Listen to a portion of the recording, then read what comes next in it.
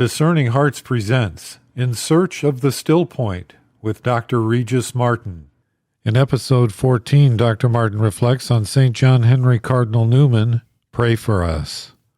Near the end of a very long and productive life, a life replete with honor and distinction, a life which pretty nearly encompassed the entire 19th century, John Henry Cardinal Newman was asked about something he wrote. Now, Newman had written a great many things, all of them of a very high order, both as literature and theology. Indeed, by all accounts, he was among the great and distinguished writers of English prose and poetry, besides being a celebrated convert and a formative influence in the life of the Church. He was no slouch, in other words, and whatever he wrote was instantly snapped up by everyone. Well, almost everyone. It seems this one fellow was simply too busy to keep up, and so confessing to the Cardinal that he hadn't the time to read his essay on the development of doctrine, asked him if he would be good enough to provide a quick summary, one or two bullet points, as it were. To which Newman replied, "Catholicism is a deep matter. You cannot take it up in a teacup." Now that's neatly put, very clever. It reminds me of an episode of 60 Minutes some years ago, in which a famous writer was about to retire, and the host, having spent the entire show recounting his many achievements, turns to him in the last half-minute to ask if he would please summarize his life in the final 30 seconds of the show. He refused. Well, God bless him for that. And Newman, too. I mean, if you can't do justice to a life in 30 seconds, how much time would it require for a religion? How many words do you need to sum up the faith and the hope and the love of Catholic Christianity? I cherish in this connection Dr. Johnson's distinction, set down in the preface to his famous dictionary, between words, which he calls the daughters of earth, and things, which are the sons of heaven. And if you'll permit Johnson's point, despite the trace of misogyny, I mean, why must sons always be superior to daughters? What he's saying is that words will always fall short of the realities to which they point.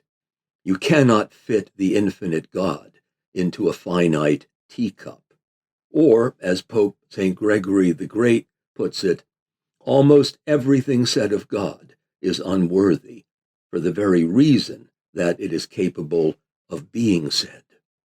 Only God can exhaust the meaning of God, which he does in his self-revealing word.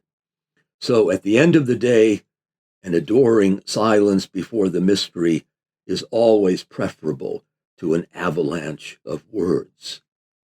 Newman, I think, would have approved.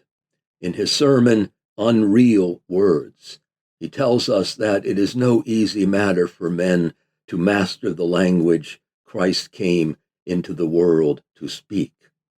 He has, says Newman, interpreted all things for us in a new way. He has brought us a religion which sheds a new light on all that happens. Try to learn this language, he urges. Time is short, eternity is long. And for all the words Newman wrote, he was determined, I think, on one great big thing, about which no end of words would ever be enough. Well, two things, actually, which struck him early on with the force of a thunderbolt.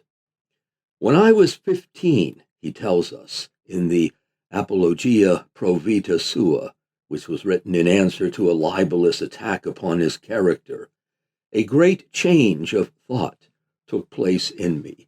I fell under the influences of a definite creed and received into my intellect impressions of dogma, which through God's mercy have never been effaced or obscured, making me rest in the thought of two and two only, absolute and luminously self-evident beings, myself and my Creator. What a beautiful summary that is, identifying the twin engines turning the flywheel of his life. To be acutely aware of the self, yes, but always in relation to the other, to God, on whom everything finally depends. I am a Catholic, he assures us, by virtue of my believing in a God. And if I am asked why I believe in a God, I answer that it is because I believe in myself, for I feel it impossible to believe in my own existence, and of that fact I am quite sure, without believing also in the existence of him.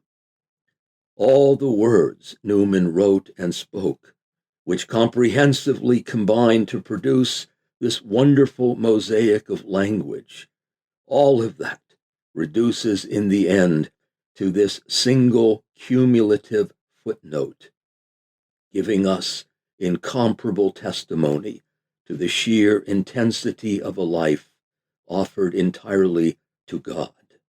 And the result? Canonization, the highest possible accolade conferred by the Church, she who is both mother and teacher, whom he loved and served so well.